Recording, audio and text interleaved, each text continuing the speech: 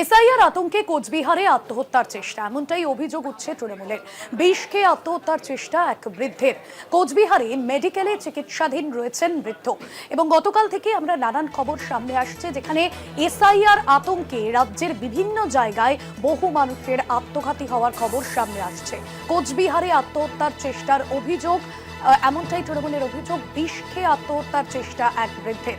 SIR এর আতঙ্কেই বিষ খেয়ে আত্মহত্যার চেষ্টা করেন ওই বৃদ্ধ, এমনটাই জানা যাচ্ছে। এবং কোচবিহার মেডিকেলে চিকিৎসাধীন রয়েছেন ওই বৃদ্ধ। এসআইআর আতঙ্কে বিষ খেয়ে আত্মহত্যার চেষ্টা, বিষ খেয়ে আত্মহত্যার চেষ্টা করেন এক বৃদ্ধ, এমনটাই জানা যাচ্ছে। এবং তৃণমূলের তরফেও কিন্তু এরকম অভিযোগ উঠছে, যেখানে রাজ্যের বিভিন্ন প্রান্তে আমরা দেখছি যে এসআইআর এর আতঙ্কে বিভিন্ন জায়গায় আত্মহত্যার খবর সামনে আসছে।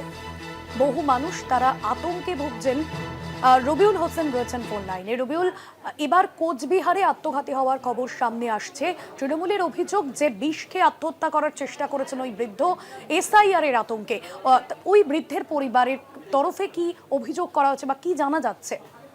দেখো ভাস্বতী, তোমাকে জানিয়ে রাখি, কোচবিহারের দিনাটা 2 নং ব্লকের বুড়িঘাট 2 নং গ্রাম পঞ্চায়েতের জিতপুর এলাকার ঘটনা।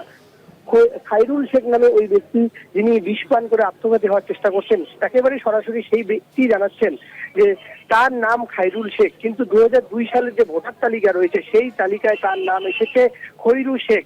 এছাড়াও তার যে ভোটার কার্ড রয়েছে সেই ভোটার কার্ডের নামের সঙ্গে কিন্তু কোনোভাবে 2002 সালের ভোটার তালিকা মিলছে না।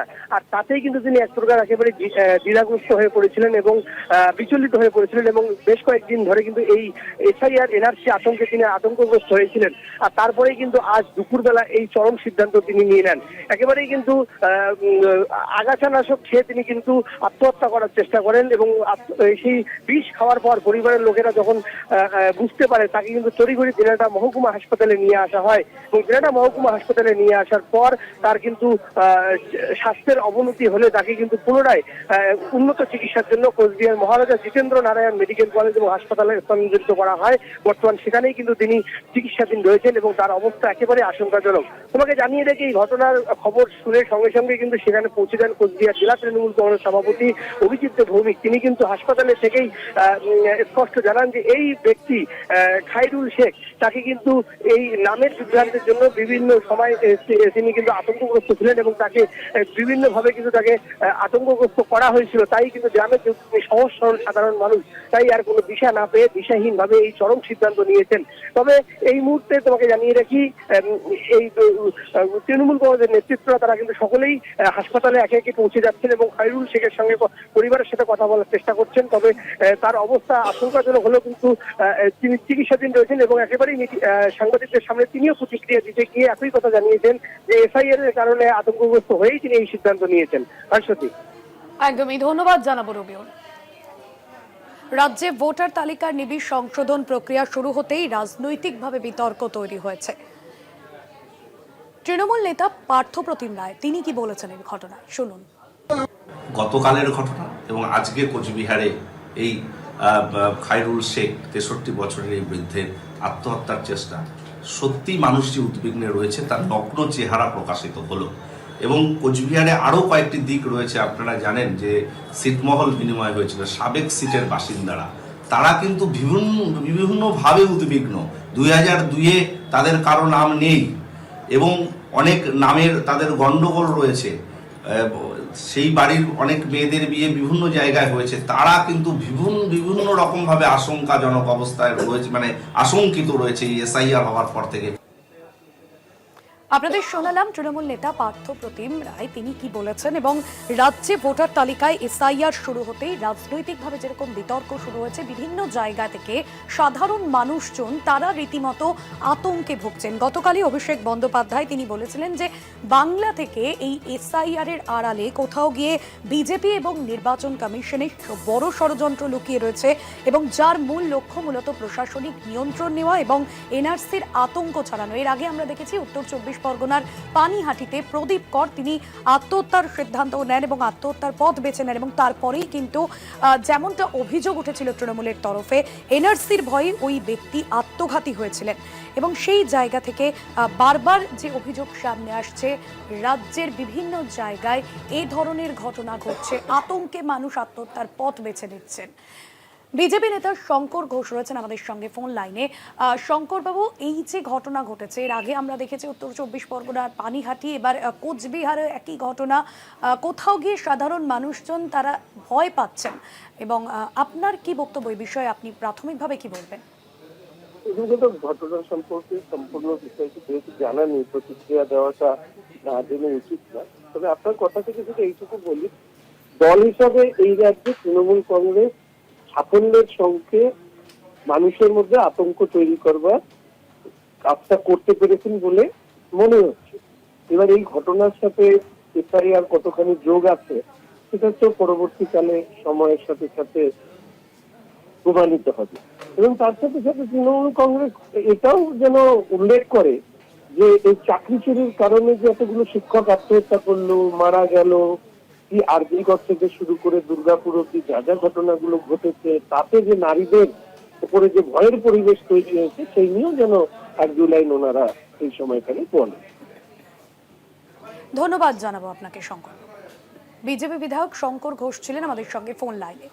বিষকে আত্মহত্যার চেষ্টা করেন এক যুবক, কোচবিহারে এসআইআর আতঙ্কে আত্মহত্যার চেষ্টা, এমনটাই অভিযোগ তৃণমূল কংগ্রেসের। এবং গতকাল আমরা দেখেছিলাম অভিষেক বন্দ্যোপাধ্যায় তিনি যেমনটা বলেছিলেন যে বৈধ ভোটারের নাম যদি বাদ যায় তাহলে দিল্লিতে কমিশনের অফিস গেলে বিক্ষোভ দেখাবে লাখো লাখো মানুষজন। এবং এর আগে আমরা দেখেছিলাম 2023-এর ক্ষেত্রে সেই ট্রেলারে কিন্তু আরও একবার দেখাবেন এমনটাই গতকাল অভিষেক বন্দ্যোপাধ্যায় তিনি হুঁশিয়ারি দিয়েছিলেন। তবে তৃণমূলের তরফে যে অভিযোগ বারবার সামনে আসছে, যেখানে এসআইআর আতঙ্কে সাধারণ মানুষজন ভয় পাচ্ছেন। কংগ্রেস মুখপাত্র সৌম্য রায় রয়েছেন ফোন লাইনে। সৌম্যদা, বিষ খেয়ে আত্মহত্যার চেষ্টা, এর আগে পানিহাটিতে এক ব্যক্তি প্রদীপ করের মৃত্যু, এবার আত্মহত্যার পথ বেছে নিল কোচবিহারের এক বৃদ্ধ। সাধারণ মানুষজন তো ভয় পাচ্ছেন, আপনি কিভাবে দেখছেন এই বিষয়কে? দেখুন, নির্বাচন কমিশনকে নির্যাতন কমিশন এটা আমরা অনেক আগেই বলেছিলাম। Election commission of India becomes a প্লয় of BJP. তারা মানুষের কথা ভাবে না। সারা বছর ধরে এসআইআর করার কথা, এই ভারতবর্ষে এসআইআর এই প্রথম হচ্ছে তা তো নয়, এর আগে বহুবার হয়েছে। কিন্তু এসআইআর এর নামে আস্তিনের তলায় এই যে এনআরসির কাগজ, এনআরসি করার একটা যে প্রচেষ্টা, এটা কিন্তু মানুষের সামনে প্রকাশ হয়ে গেছে। তাই ওরা চায় মানুষকে ভীত সন্ত্রস্ত করতে, ভয় দেখাতে, তার বদলে মানুষকে আতঙ্কে রাখতে। এই সরকার, এটা একটা ফ্যাসিস্ট সরকারের লক্ষণ। সারা বছর ধরে এরা বিজেপির হয়ে election commission of India vote চুরি করে। অন্যান্য রাজ্যেও করেছে, এই রাজ্যেও করছে। কিন্তু এই রাজ্যে যেমন সরকারি দল ভুয়ো ভোটার, মৃত ভোটার রাখতে চায়, আর বিজেপির ইসিআই তারা বৈধ ভোটারকে বাদ দিতে চায়, যেমন বিহারে করেছে। তো এটা আমরা কিছুতেই হতে দেবো না। কিন্তু মানুষ আতঙ্কিত, মানুষকে ভয় দেখাচ্ছে। গরিব মানুষ, সাধারণ মানুষ তারা আতঙ্কগ্রস্ত হয়ে আত্মহত্যার পথ নিচ্ছে। এটা ভয়ঙ্কর। এই ইলেকশন কমিশন অফ ইন্ডিয়া এরা এখন নির্যাতন কমিশনের রূপ নিয়েছে। ফলে এর জবাব কড়ায় গন্ডায় বাংলার মানুষ বুঝিয়ে দেবে আগামী ইলেকশনে। অনেক ধন্যবাদ জানাবো আপনাকে। কংগ্রেস মুখপাত্র সৌম্য রায় ছিলেন আমাদের সঙ্গে ফোন লাইনে। এসআইআর আতঙ্কে কোচবিহারে আত্মহত্যার চেষ্টা, এমনটাই অভিযোগ তৃণমূলের। এবং বারবার যে অভিযোগ সামনে আসছে, যেখানে সাধারণ মানুষজন তারা ভয় পাচ্ছেন এবং কোথাও গিয়ে নির্বাচন কমিশন এই বিষয়টাকে সাধারণ মানুষের ওপর নির্যাতনে পরিণত করছে। এর আগে আমরা দেখেছি যে এসআইআর এর আতঙ্কে যে অভিযোগ উঠেছিল রাজ্যের শাসক দলের বিরুদ্ধে, যেখানে উত্তর 24 পরগনার পানিহাটির যুবক প্রদীপ করের মৃত্যু এবং তিনি আত্মহত্যার সিদ্ধান্ত নিয়েছিলেন, আত্মহত্যার পথ বেছে নেন। এবার কোচবিহারে বৃদ্ধের আত্মহত্যা। যে বৃদ্ধ তিনি আত্মহত্যার চেষ্টা করেছিলেন, যে বৃদ্ধ আত্মহত্যার চেষ্টা করেছেন, তিনি ঠিক কি বলেছিলেন শোনাবো আপনাদের।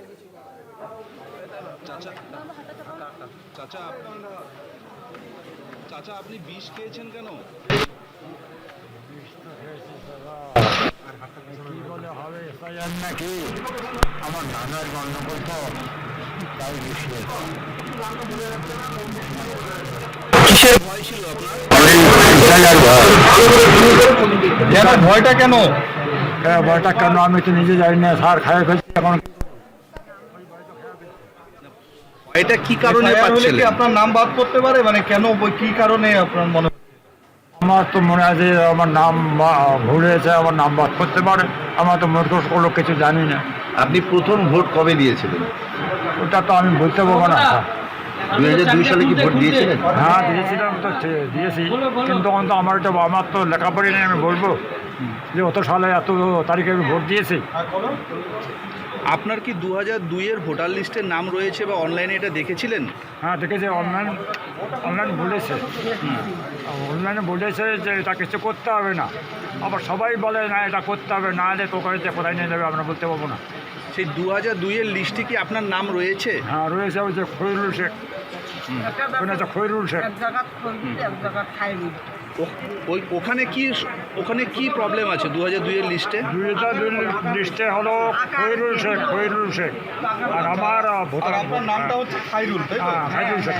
আচ্ছা, সেই কারণে আপনার মনে হচ্ছিল যে নামটা বাদ করতে পারে, তাই তো? হ্যাঁ বাদ করতে পারে, এটা আমার বিষ মানে কি খাইলেন আজকে, কিভাবে খাইলেন? আমি তো বিষ ছিল, খাইয়ে ফেলছি, জানি না স্যার।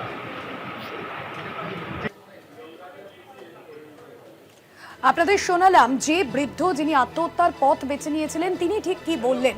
এবং গতকালই আমরা দেখেছি যে রাজ্য জুড়ে ভোটার তালিকায় নিবিড় সংশোধনের প্রক্রিয়া শুরু হওয়ার পর থেকেই যে সংশোধনের প্রক্রিয়া শুরু করেছে কমিশন, এবং তারপরে এসআইআর শুরু হতে না হতেই মৃত্যু, একের পর এক আত্মহত্যার পথ বেছে নিচ্ছেন। এবং এই বৃদ্ধ তিনিও আত্মহত্যার চেষ্টা করেছেন, এবং যেমনটা অভিযোগ উঠছে, আমরা বক্তব্য নিচ্ছিলাম রাজনৈতিক মহলের, কোথাও গিয়ে এই নির্বাচন কমিশন কোথাও গিয়ে রাজনৈতিক ষড়যন্ত্র করছে এবং বিজেপির হয়ে কাজ করছে। গতকালও আমরা দেখেছিলাম যে এই ঘটনার পরে, অর্থাৎ এই আত্মঘাতী হওয়ার খবর যখন রাজ্যের বিভিন্ন প্রান্ত থেকে আসছে, তখন বিজেপির বিষাক্ত প্রচারের প্রত্যক্ষ পরিণতি বলে তোপ দেখেছিলেন রাজ্যের মুখ্যমন্ত্রী মমতা বন্দ্যোপাধ্যায়।